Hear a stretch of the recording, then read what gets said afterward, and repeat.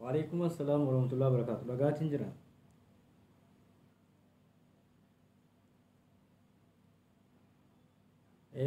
Dallalaaf hindiidha afaan diidha. Laa hojii qabna.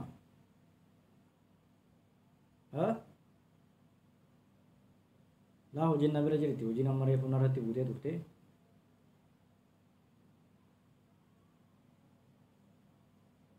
Nadaafaadha. Viillaadha. Qarshii 8,500 jaanii.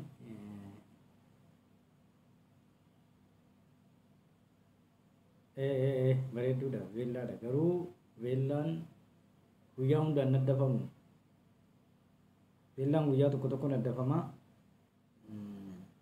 Boruus tokko iftaanis tokko naddafta. Garuu wayii jira. Mokawaa qaba mokawaa. La uffata baay'ee miti.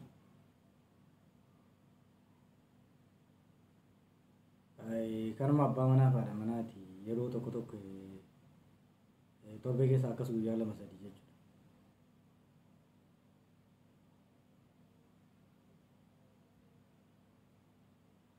Qo'immi daqiiqaa tokko turi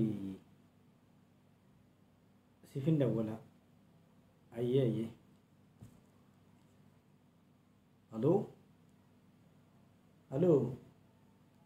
Waalaikumsalam warahmatullahi wabarakatuh. Ayyee. Jirti hojiin jirti. Hanga birrii meeqaatti barbaadda? Birrii 9,000. 9,000 mita 8,300 takka jira.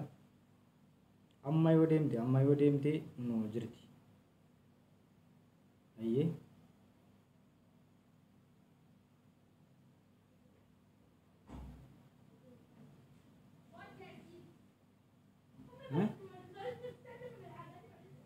Insyaallah. Berusaha meeqarratti? Sa'aatiin ini immoo siifin dawwala bakka insyaallah yoo rabbi jedhee bakka. Okay. Nagaan buli bakka galatoomi. Telefoona kee hin cufin. Bakka liitorkiin sirriitti kaasu haadhu mataa jala kaayyadhu. Ganama zabtiin sii dawwala yeroo nan sii dawwalee oversiifin talabaa yeroo san hundayta jechuudha.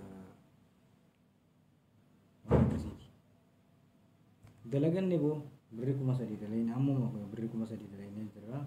Kanarratti illee birrii 1,000 hojjenne walumaa galatti birrii 4,000.